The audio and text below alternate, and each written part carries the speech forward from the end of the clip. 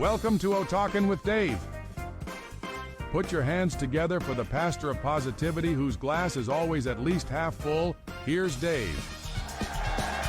Hello. Hey, how we doing out there? I hope you're great. I am top shelf myself and ready to go. Had a crazy weekend. So much fun.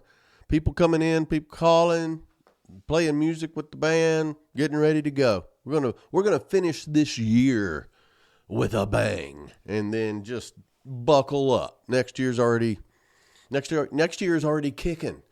I can't believe that. I try not to timestamp these, but this Friday is Halloween. How did we get to the end of October? And then I love Thanksgiving and Christmas. So, once Halloween is over, it's hard to keep. It's hard to contain my enthusiasm. So I'm excited, but the next two O-Talks or podcast sessions, they're really important, I believe. I'm not flattering myself or saying that I've got any insight that others don't have. But with these two next ones, it's important for a couple of reasons. First of all, it's how I deal with stuff. It's how I keep a positive attitude. It's how I take something bad and can find the good, pick the good out of it. And then once I pick it out, I can focus on that rather than the bad.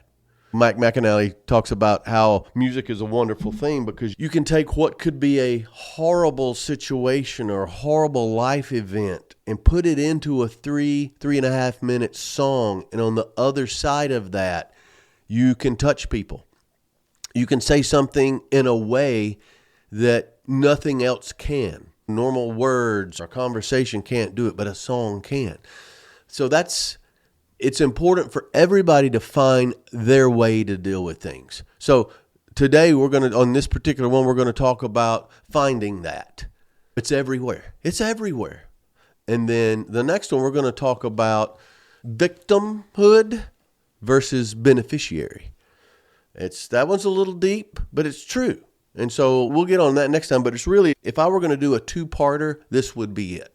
I would put this into an hour and a half rather than just a 30, 45-minute talk. So today we're going to talk about it's everywhere. You ever notice that people say, I just need to find peace.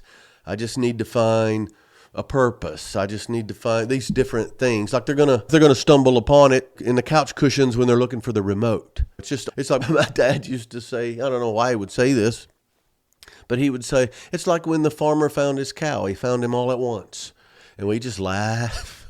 I grew up hearing that. What does that mean? But anyway, we're in a world of instant gratification. No labor pains, just hand me the baby. I don't want to know how to build a clock. Tell me what time it is. And the thing is, sometimes it's not that easy. The truth is, peace and love and purpose and joy and freedom, they're not hiding from you. They're not running away from you.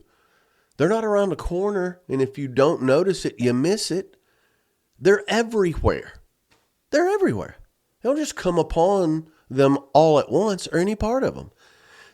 And that's one thing that I think it's a good thing, because if we found some of these things all at once, that would set an expectation.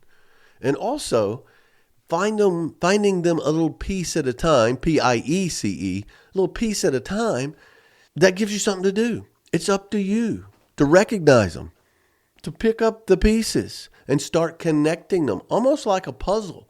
It's almost like a scavenger hunt. And then once you put them together, the more pieces that you find, they fit together. And even if it's not complete, it starts to feel more whole. There was a research survey done by the Pew Research team that said 78% of adults say that they're searching for something. Even old, young, they're young, of course you're searching. But however, when you're older, no one really finds everything. You're still searching, 78%. But they really can't call out what it was. What is it? What's this? Or it's that. It's a feeling. It's a comfort level. It's all these things. But I think we need to call it out a little bit. I think to some degree, we need to always be searching because there's always more of something. Part of the deal is knowing where to find it. Yep, this is where I go for this. Okay, that's good. Most people, it comes down to 5 things they're searching for, and each of these 5 things can have 10 different definitions to them. So let's deal with these 5. The first one is peace, P-E-A-C-E. Just to quiet the noise down. Everything's going on. It's crazy. All the stuff around us. Just, I need some peace. And maybe peace and quiet. Maybe peace from a situation. Maybe it's resolution. Peace from my job. Maybe it's a break from the family. Maybe it's, I need to hang out with my guys. Something like, whatever gives you peace. That's one of the things people are searching for. Another would be love. And this is not just romantic love. It's love. It's having people to accept you and understand you and love you, warts and all. People need that. Relationships are the most important thing in your life. And whoever you have relationships, whoever you can have relationships with, so important, but therein lies the love. I had a buddy come in for the weekend and we did some things. And I tell you, when we left, big embrace. And I'm not one to say I love you a lot. I'm not. I probably should more, and I think I will more. But we don't hesitate. 2 grown-ass men just hugging. Love you, man. I mean it. I love you. And that is that's good. That's a peace. The I-E-C-E. It's a peace. So peace and love. And it's important to have a purpose, to know that what we do matters. And part of that is I need to show up at work or at this event or at church or at whatever because what I do matters. And if I'm not there, something's missing for somebody and I might not know even who it is. This might be the day that I meet somebody with another piece of the puzzle for me. But to have that purpose, peace, love, and a purpose, have a reason to be, a reason to belong, a reason to go, a reason to stay, those type of things. And then another one that's it's overused would be joy. Joy, something makes you feel alive. Not just going through the motions, not just functional, but alive. All right, a really good book, Thriving. Are you living or are you alive? That's joy. That's as you go, having that purpose and feeling it, feeling like it matters and being excited about that. And then the 5th one, I'll go right back to it. I've talked about it so much. Every day I notice it. I got my clicker. I got my purple car theory. I got all these things. But number 5 is freedom. And in this way, freedom is being able to move through life without fear or debt chaining us down. We are free to make our choices. We are free to have control of our choices. And we have that resolve to make sure that we do it. That's so very important, the freedom. But here's the catch. You don't find, or you very rarely find, all 5 in one place. Very rarely. You find pieces of them in different corners, here and there. And the real skill is being able to, first of all, notice it. Second of all, acknowledge it. And then learn to put the pieces together. Pieces of joy. Pieces of freedom. Pieces of peace. It's important.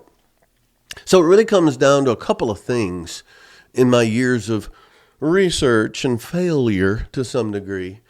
And I find that most things for most people, whether it's at home, work, or play, it comes down to 2 questions. Easy. 2 questions. I usually do 3s, but there's 2 questions. What do you want? What do you want? Tough question. What are you looking for in regard to the peace and the freedom and the joy and all of those things? What do you want? And the second question is, how bad are you willing to work for it? How bad do you want it? If it's, it'd be all right, you're probably not going to find it. You got to find it. You got to grab it. You got to wrestle it to the ground. That's part of it. So What do you want, and how bad do you want it? And it can be things like health and security and friends. Maybe it's fulfillment. Maybe it's direction. I've got all this energy. I've got all this will to survive, but I don't have any direction. I need to find that. It's everywhere. You just got to look for it. And how bad do you want it? Because wanting these things, wanting peace or freedom while you're just scrolling through chaos, that doesn't work. It's not going to work. You're not going to notice it. And if you do, and sometimes you look so hard for what you think it ought to be, you can't see it. Wanting relationships while you're putting up walls, that doesn't work. Wanting a relationship and ignoring the relationship maybe hovering around you, but you want something so bad you don't look for it. You're waiting for it to come to you. Or wanting purpose with no effort. It doesn't work. If you want wealth but you don't have any discipline, it doesn't work. So the pieces are there. They're everywhere. And what I think about this is it's from your perspective being able to notice them. Yeah, I think about the two guys that went into space and they come back and they're in space and they ask one, did you see God when you're up there? You must have been heaven high or something like that. He said, I didn't see God anywhere. And then the other guy had a different perspective and he said, I saw God everywhere. So it's your perspective. They're there. It's not freedom. It's not peace. It's not health. It's ways to get pieces of them and collect it. They're there. It's in your habits, in the things you do. Maybe you need to get rid of some things in order to see these things you're looking for. If health is a real deal and your habits are causing problems to your health, okay, you need to deselect some things so that you can see the things to select that are pieces of health that you can do, or pieces of peace that can give you some quiet and some rest. You're going to have to quit doing the scrolling. You're going to have to quit being around toxic people as much so that you can reveal a peace. It's important. And the people that you hang out with, and the opportunities that you either seek or ignore, there's pieces in all of that. But you got to want it enough to go find them. It's hide and seek. It's like a scavenger hunt. So you got to find them. You got to recognize them, and you've got to collect them in order to put them together to build on it.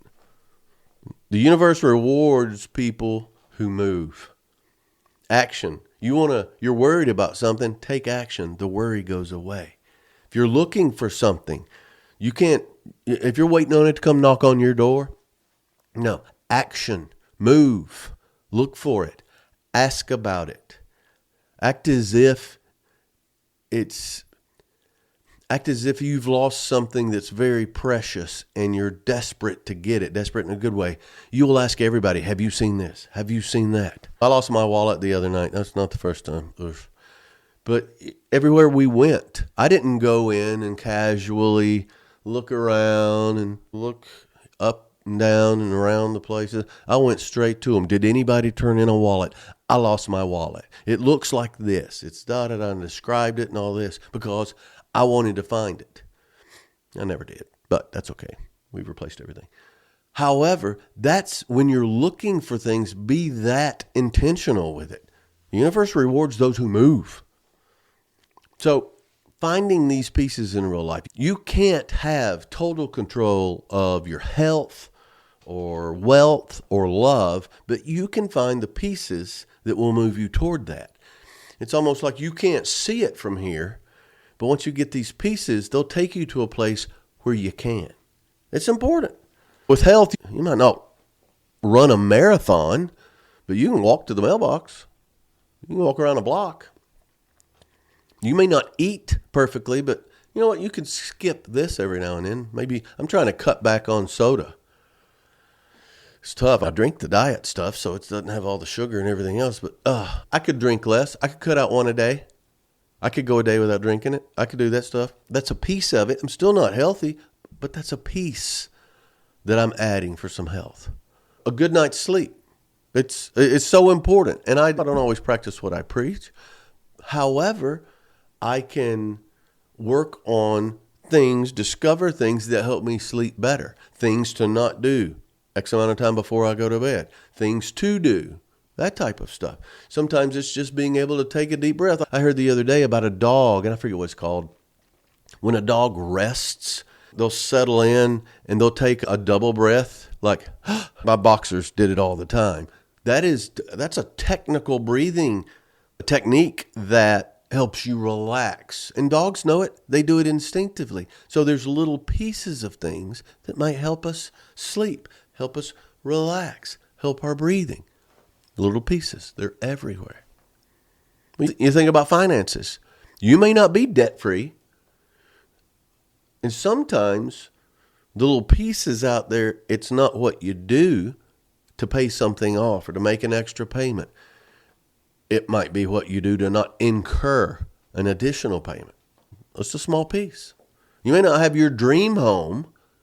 However, you may be able to control what you do have and build on it and increase the value. I know before we left Solana Beach, we did a lot of home improvements. And that, as the market was increasing, really paid off before we moved. And now, to me, today, I am in my dream home. The location, the size, the proximity, the amenities. I would not have gotten that if I hadn't taken certain steps, little pieces. Was it perfect? No. I look back, there's a lot of things I could have done differently that might have made now better. However, I found the pieces and put them together. You know, that single budget change, that could be a piece. You think it's finances. Yeah, it's also a piece of freedom. It's a piece to your health, because freedom makes you healthier. You live longer. You have more joy. See, these pieces, this piece can affect your whole list. You got to look for it. Relationships. You can't fix every fracture in your relationships. You can't. None are perfect. I don't care. People you've known for 20 years that's your best friend on earth. There's things that if brought up might cause a little pain to remember that, because that was a tough time. But the thing is, it doesn't matter about all that. You can choose kindness or a deed or a thoughtful gesture. That's a piece. And that might bring back the warm memories. That might be the stepping stone to a reconciliation. And I firmly believe if you feel led to reach out to somebody or send them a text or do a kind gesture of some sort, somebody's controlling that timing to where it's going to be just right. Trust me. But you got to do it. You can't wait. You got to move. You can't control who stays, but you sure can appreciate the ones that do. Betrayal is a horrible thing. And sometimes that gets all the attention with the angry emotion and the hurt and the victimhood. Sometimes that takes all the attention when you can notice who stayed, who didn't betray, and love them even more. There's a peace, that loyalty. It's important. And one genuine connection. Sometimes I say one at a time, sometimes several at a time, but one can get you through a tough time. There are those who it goes the opposite way. They can be so influenced by one to do negatives that they forget all the positive pieces. That's tough. And that's why we need to reach out and make sure we are that positive piece.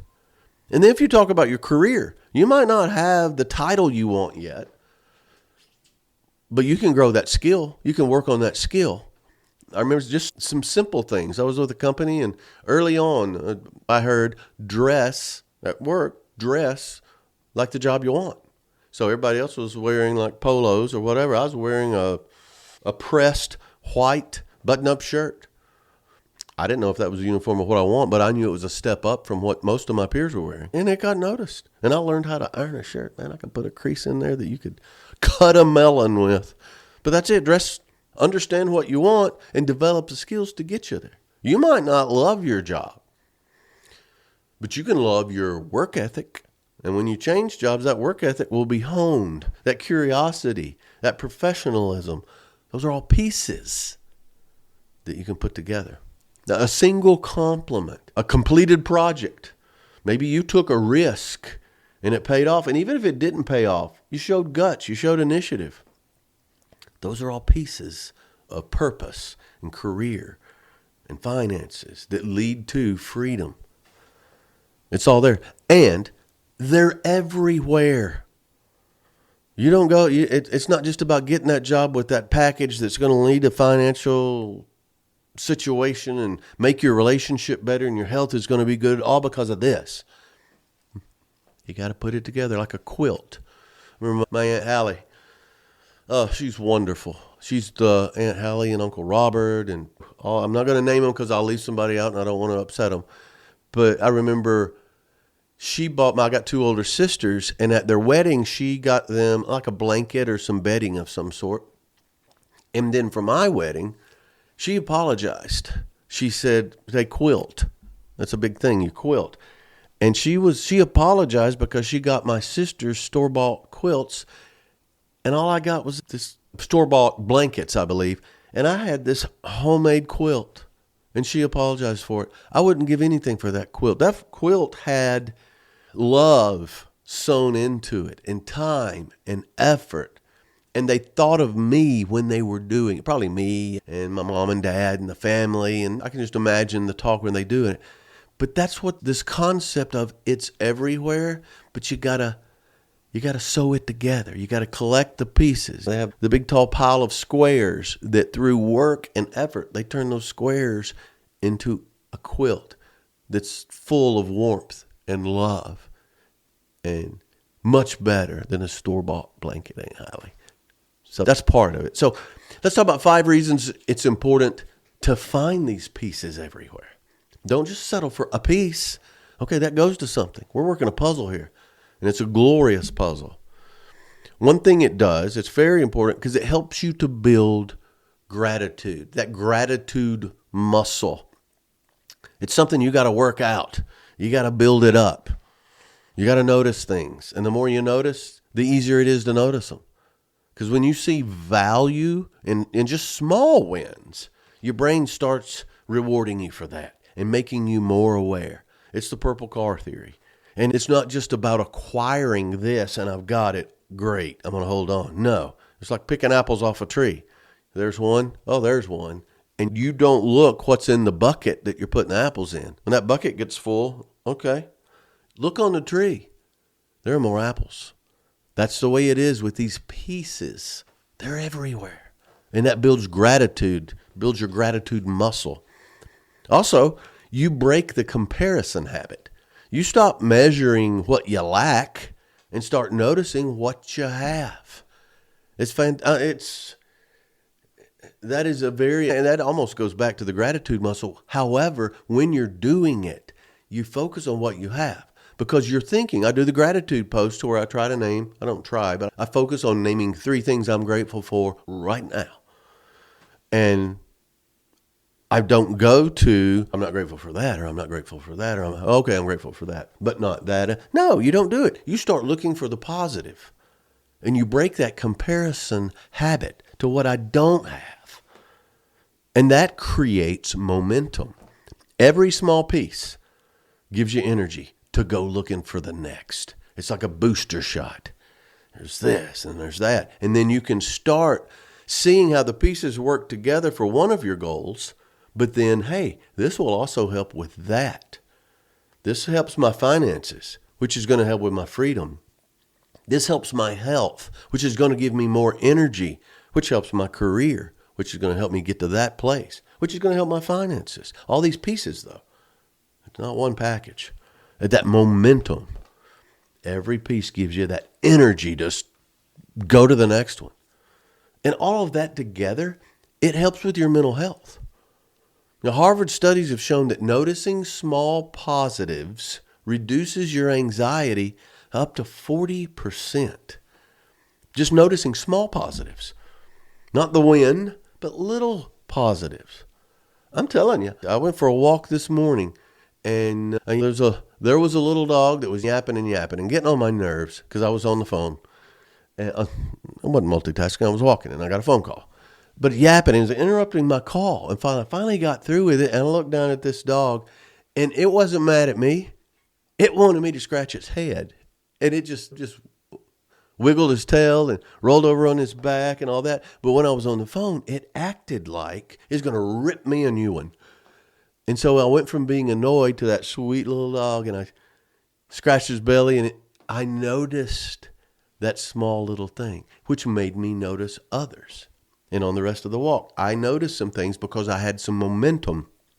And those small positives, yeah, it reduced my anxiety. The fact that this dog was driving me crazy 5 minutes ago was gone. And it brought out some compassion. So when your anxiety is reduced by 40%, I mean, it's not opinion. That is chemistry. It helps you. It helps your attitude. It helps your determination.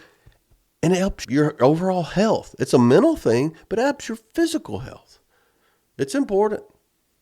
And the thing is, the last thing I'll say in this little thing is, you learn when doing this, you're already closer than you think. You're noticing this stuff all over the place.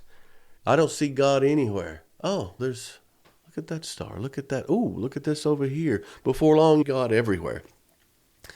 It's not going to answer all of your problems, but it's going to make the journey better, and you're not going to notice your problems as much.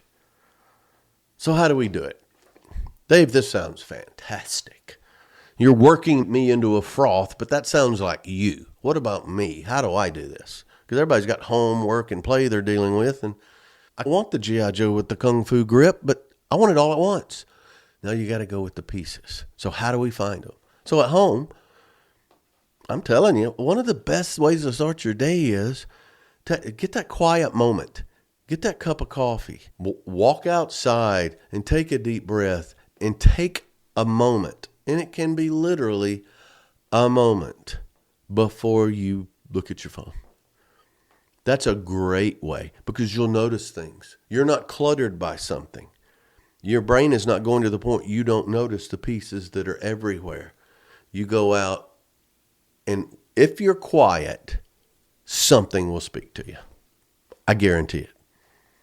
And then it helps you to not notice what's wrong. You notice what's not wrong right now. Take time. Focus on the gratitude and maybe even reflect on the progress you've made. It was this way, now it's this way. Here's the piece that here's the key. This piece is a key that I'm going to use to unlock something today. And the gratitude. Gratitude is affirmation. It's not denial. It's affirmation that gives you direction. So at home, that's so important because if you travel, it's different. But most of the time we get up at home and that's where we begin. Then we go to work. So how do we do this at work? Look at it. Your boss may look at it differently, but look at progress. Instead of the end and perfection, look at progress. Here's where I was. Here I am now. I do a lot of presentations, and my presentations start with an outline. And then they have a beginning, a middle, and a close. And then I work through those. And I can look at it. I'm thinking, that's a pretty good middle, but that's a weak close. Or I'm killing them on the close, but man, just getting started is tough. That's the way all of this can be. So you look at progress as you're developing it rather than, man, I've got so much work to do on this. That's how you do it. It's very important. And then you can recognize those moments as you're doing this. That's part of the solution. You think of a point you want to make or a story you want to tell or a contact that you need. I'm having trouble with this. Bob over there is great at this. I'm going to get him, ask him if he'll help me with this or get his take on it. Now you've endeared yourself to somebody else. You are a piece to them and they're a piece to you. And that you get one attaboy or a gesture from a boss or a client. That's a piece. That's a piece that will give you purpose. And a lot of studies have shown people are motivated by money sometimes, but it's that culture. It's that pat on the back. It's that ranking that drives them. You know, some people are driven by being number one. Some people are driven by not being in last place. Whatever gets you. But the pieces are everywhere. And then in play, we don't focus enough on play. Some people focus too much on play. But as a whole, if we're going to cut back on anything, we're going to cut back on the me time. That's just the way we're wired. But at play, just savor the small stuff. And I use golf as an example a lot. I don't play golf a lot.